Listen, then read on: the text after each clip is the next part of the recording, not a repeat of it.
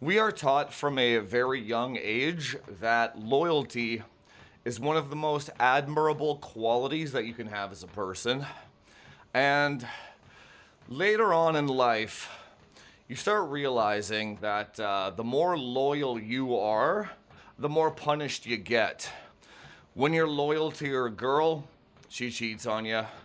When you're loyal to your company, they don't pay you as much money. And then you find out that the entire game of life is entirely based off of leverage, and which person has the more leverage to demand more of what they want. And basically, the only way to actually get loyalty is to have leverage. And you get a little jaded, right? So I'm going to tell you guys a story about something that happened to me over the weekend here. This last weekend, I went partying. And it's like, it's a little bit of a downer. It depends how you look at it, actually. We'll talk about it. But it's gonna all come back to loyalty. And how the notion of loyalty without leverage does not exist. Doesn't exist, okay? So guys, don't forget to hit the subscribe button if you like these kind of videos. If you like listening to me journal my thoughts on camera while I go and I do these social interactions. Okay, so let's start. I went to a party on Saturday, right? And for those of you guys that know my history, in my 20s, I went through a phase. This is kind of back in the days of RSD and pickup and stuff. And back then, one of the notions was, she's not yours, it's just your turn. I'm sure you've heard that before. And actually having a ring on her finger doesn't mean anything, as long as you can pump her state, that kind of stuff, right? So back then, in my old blue pill ways, I went through a phase of only trying to target married women to see if it was true, to see if loyalty actually meant anything at all. To my surprise, back then, when I was a youngin', holy balls, does that ring on her finger mean absolutely nothing? Nothing when it comes to loyalty. The reason why is because, in fact, funny enough, when you give a girl a ring and marry her, you're actually giving her the leverage to cheat on you, which is completely backwards, but you do. Because now when the ring is on her finger, you have nothing left to give her. She has nothing left to work for. Therefore, you're boring now. So, and I'm sure you can already kind of see the thought process and the problem that I have with this entire thing, which I'll let you guys know at the end of the video here. And then maybe you can give me your input too, right? So what happened on the weekend? When people drink alcohol, their inhibitions, there are actions that humans know they have to take. Like when you're married, you know you're not supposed to hit on other dudes, right? And when they're sober, most of the time, the sobriety, they can kind of logic themselves into not being stupid, right? Now, you give a girl a couple of drinks, not even blackout drunk, just a few, right? Just enough to reduce the inhibition a little bit. And you find out really quickly whether or not your woman actually loves you or not. And what I mean by that is if your girl has a few drinks and she's all over another dude, hugging him, talking to him really close in the ear, etc., you know on some level she's just not that. She was into you at one point, but at that moment she's just not into you. You don't have any leverage over her, right? Let me give you two examples. Okay. So I'm kind of known as like the eligible bachelor guy. I actually told my girl this story yesterday too, because I wanted to get her opinion on the whole thing. She didn't have an answer, which was funny enough. So like, I'm known as like the eligible bachelor guy kind of thing, right? And okay, man, this is like heartbreaking for me to a certain degree, because a lot of these dudes are like there's like my bros, like a lot of my bros' wives are like hitting on me constantly, dude, and I'm like, bro, like, holy shit. Okay, so you get two scenarios. I was at the bar, and when a married girl of one of my bros won't stop touching me, and it puts me in an awkward position too, because I'm like, bro, you're like, you gotta lock your woman in kind of thing, right? So it's like, when you're aware of these dynamics and you're like the one guy that can see the matrix, it's very difficult to talk to other men about this stuff, even if it does benefit them, because they think it's like, it's funny because men know that it's wrong subconsciously, but consciously they're like brainwashed to think that it's okay. Let me give you an example. So have you heard the term mate guarding, right?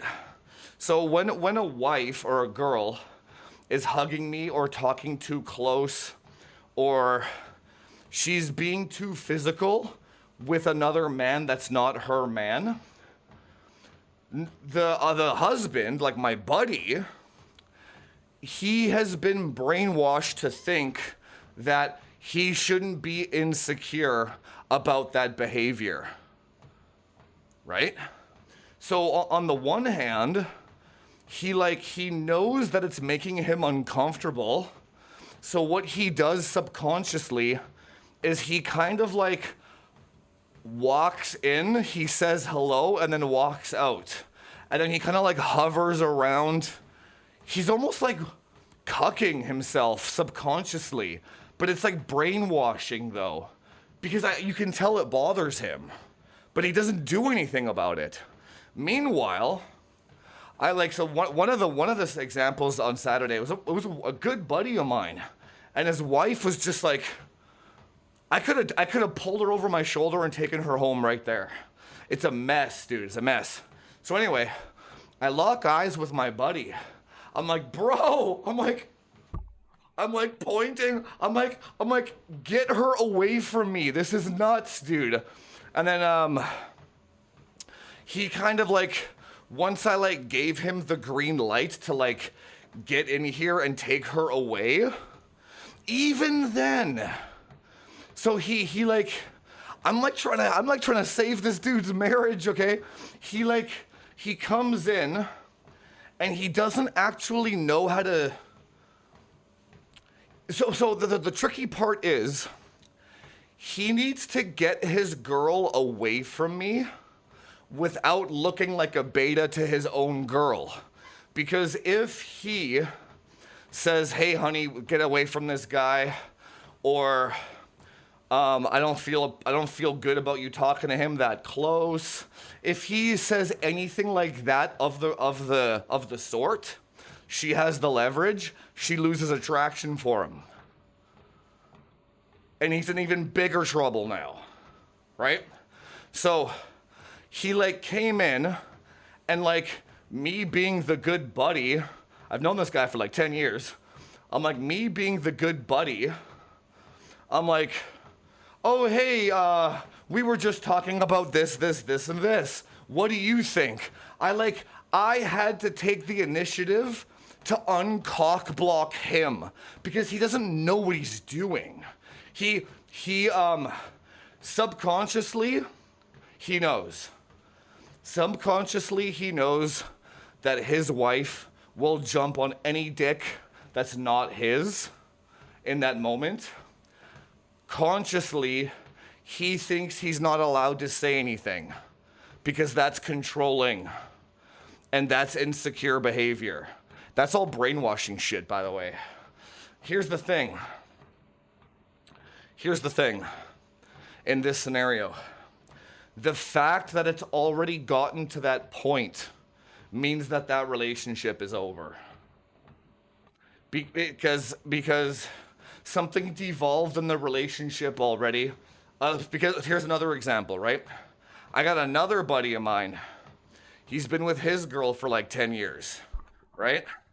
And when that girl drinks, like alcohol, she goes nowhere except on her own man.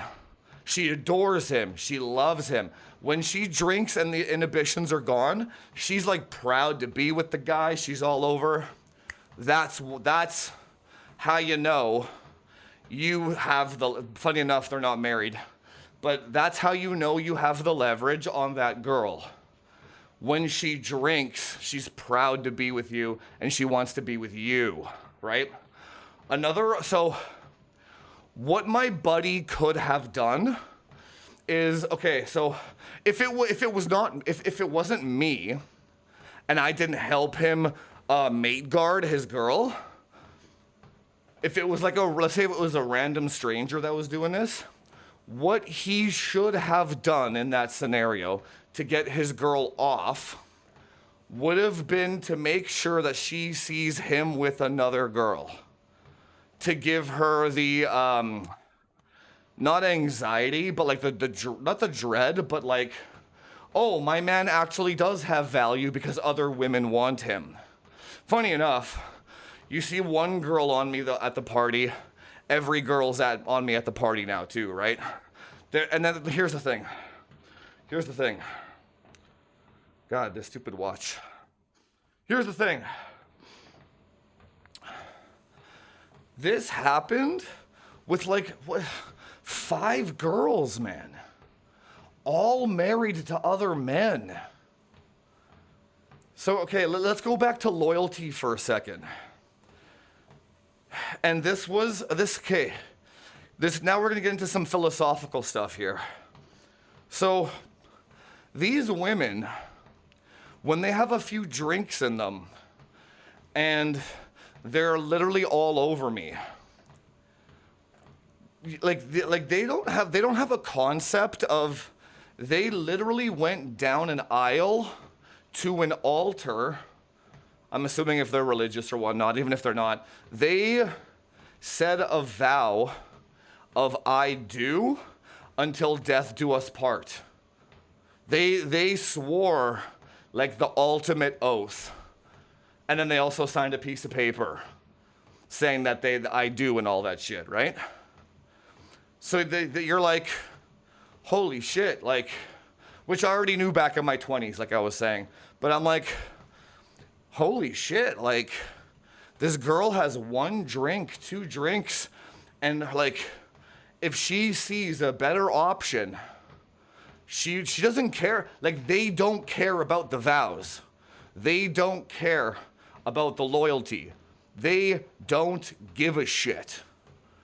They're like, because they're not thinking logically when they have drinks in their system, right? They're only thinking, this man is +1 to my man, therefore go to man. It's like a subconscious hypergamy thing, right? And then so I was actually really sad by the end of the night, man. Like by like 1 a.m., I went to my buddy. I had enough by this point because I'm like, here, and then so here's the thing. For me, it makes me feel good in the regard of I'm a very wanted man. Like, I am very desirable to a lot of women. So that part of the equation made me feel really good. Like, women were constantly coming up to me and chatting me up and touching me and stuff. So it's a nice ego boost, right, when you have that. But by like the 5th girl that was like married doing this to me, I was like, If I was in my 20s, I'd be like, sure, let's go. I don't give a shit. I don't really care about the other man, right? It sounds like a him problem for not having the leverage on his woman. Not my problem. I'll go sleep with her. I don't give a shit, right? In my 40s now, I guess because I'm not, probably don't have as high a testosterone as I used to, where I can like think more logically in the moment. And now I'm more about like drama and I'm more about drama aversion now, rather than like, I don't need some dude texting me being like, yeah, you fucked my wife, I'm gonna find you. I just don't need that shit in my life, right? Just for a little bit of pussy, I just don't care. And then it's like, then I was thinking more logically in the bar, and I'm like, this is so sad, man.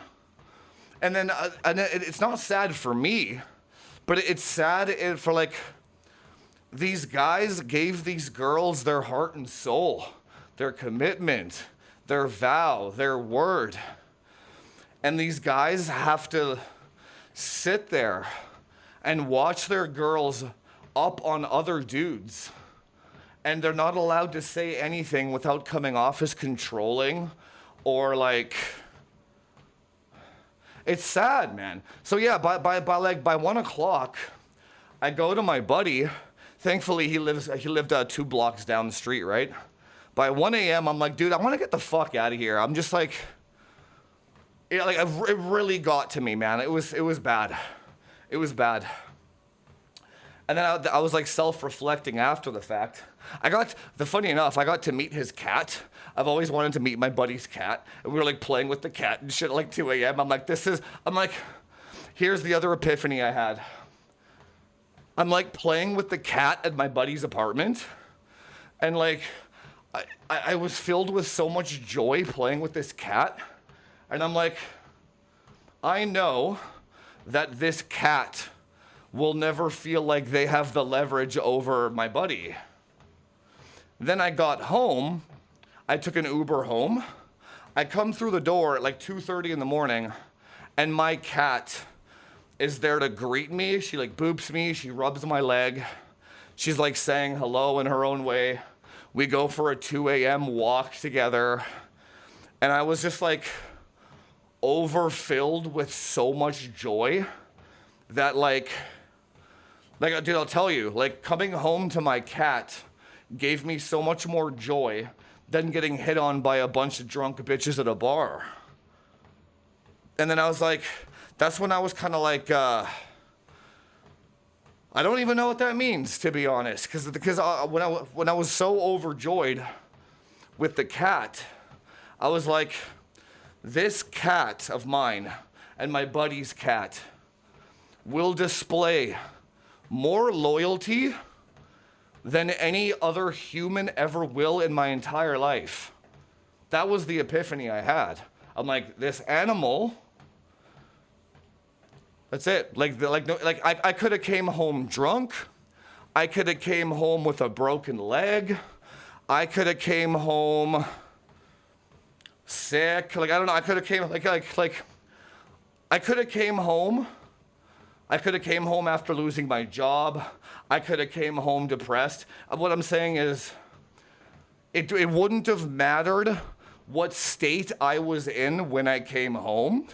My cat would have greeted me and loved me the same no matter what, with the same level of loyalty. They're not thinking about it in terms of leverage, right? Dude, it's crazy. So then, what I was bringing up to my girl now, I told her all these same stories. It wasn't a horrible night, don't get me wrong. I had a lot of fun, but it was just like the when you like, it's like, you know, they say like red pill rage or whatever. Mine's like red pill sadness, where it's like, when you see the code, but I've seen this shit forever. When you see the code in the Matrix, you're like, oh, this is kind of how it is. It's like, all right, well, I guess I'll just bang the married chick because I'm more fun. It's like, all right. I was like, oh, fuck. So it's like, what's the point to it all, right? What's the point? So that it's like, it's not like, it's not defeatism. It's more like, you kind of have to accept that you're never gonna have the loyalty of another human unless you have leverage over them at all times. So basically, I told my girl all these stories too. And then I was like,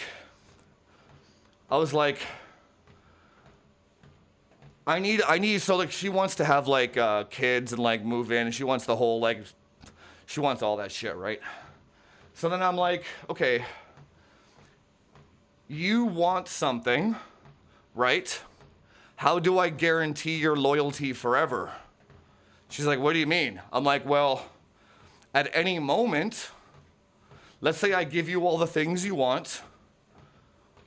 There's nothing stopping you from destroying my life. Nothing.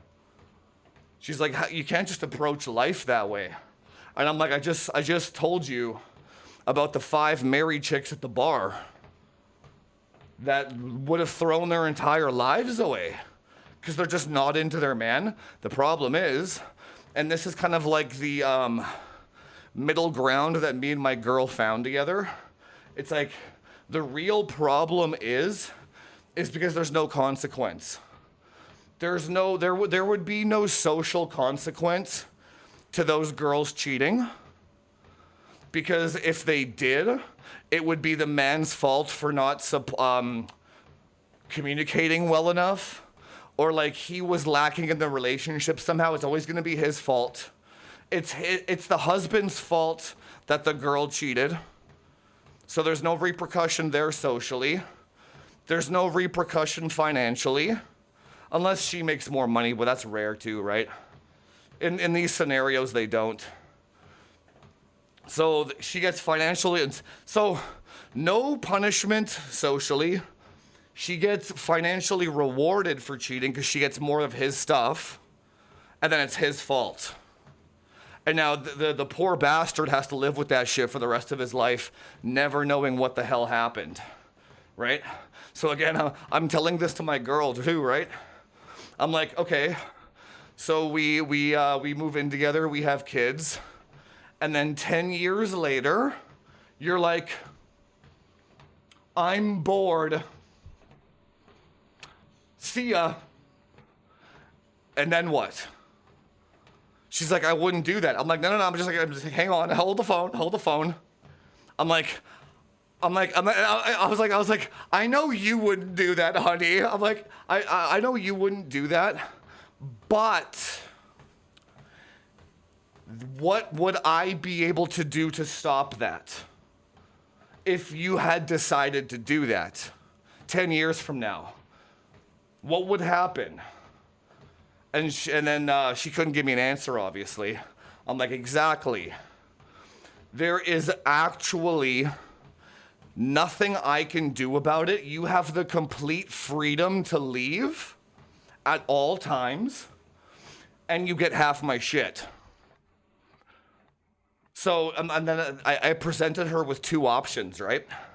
I was like, so from my perspective, and then she's like, security with marriage. I'm like, yeah, security for you, right? So I it's tough, man, because this girl doesn't really deserve this either. This is more, and then a lot of them will say it's like baggage or like who hurt you or whatever. And I'll just be like, well, provide me with the solution. A solution being other than trust me, bro. That's not good enough. Trust me, bro, is not a solution. It's a solution to your problem, not mine, right? So anyway, I was like, you have 2 paths, right? On the one hand, if we don't intermingle with each other's finances, get married, live under the same house, etc., we just don't do that. If you decide to leave and you get bored for some reason, which with knowing what I know, that actually wouldn't happen because I would still have the leverage. because we're not married, right? But she doesn't know that though, right? So I'm like, okay, so 10 years, so if we have a kid together, I support the kid, not you, right? I'm like, if you decide to leave, then I wish you the best. Then I'm not punished for your lack of loyalty, is what I said. I'm like, I'm not the one that loses half my life's work because you got bored one night. I think that's pretty fair, right? And then I'm like, on the other hand, you have the exact same decision. One day you're bored and you feel like bouncing. But in this one, you get rewarded for it and you take half my shit, my life's work. So if the outcome is the same and the lifestyle structure is the same, why would I choose the one where you get half my shit? If nothing else, if everything else is equal, right? Anyway, I didn't explain to her the whole leverage and loyalty thing. I was just trying to get, it was more like putting it back on her, where it's like, if you want these things, you provide me with solutions to my problems, because I don't give a shit. I'm happy the way we are. If you leave tomorrow, I'm good. Bye. By all means, right?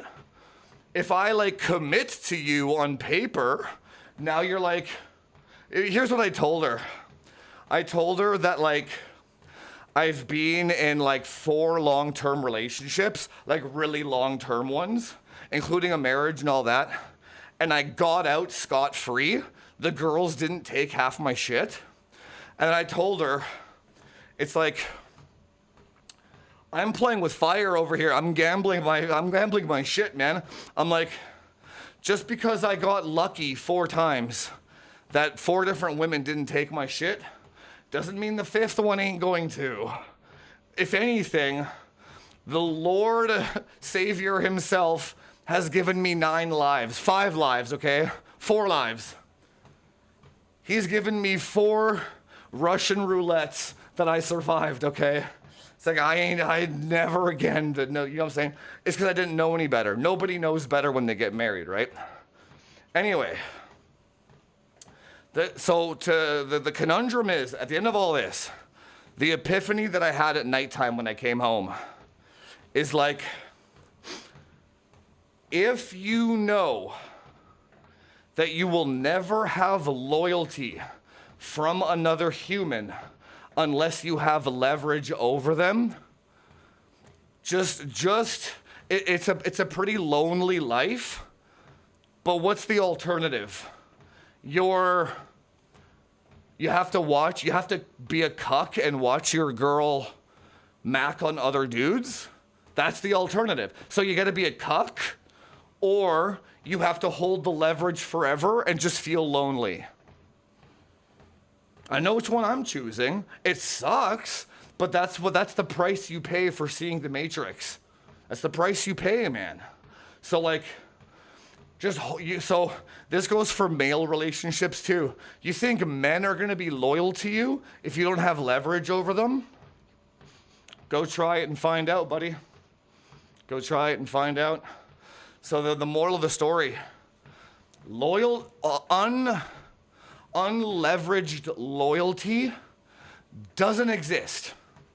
Never, ever assume that you have loyalty of another human. Never. Proceed as if it's you versus the world. And that's the only way that's the only way where you're not gonna have to watch your wife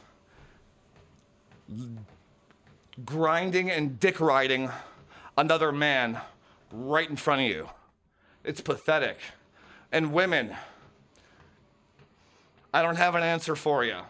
Maybe learn the concept of honor and loyalty. Maybe don't marry a man that isn't your best option.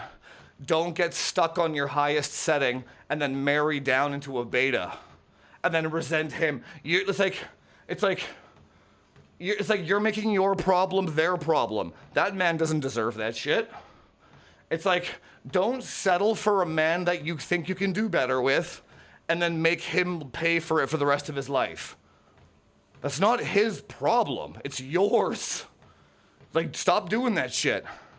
Anyway, this was we'll dive deeper into loyalty in a different video, but man, I had to get this off my chest. Holy moly. Oh my God, dude. It's like one girl out of like 7 actually was only on her man. And funny enough, that one was the one that wasn't married. Anyway, guys, if you like this kind of content, hit the subscribe button. Just look out for it. Just watch out, boys. Watch out. Never assume loyalty. All right.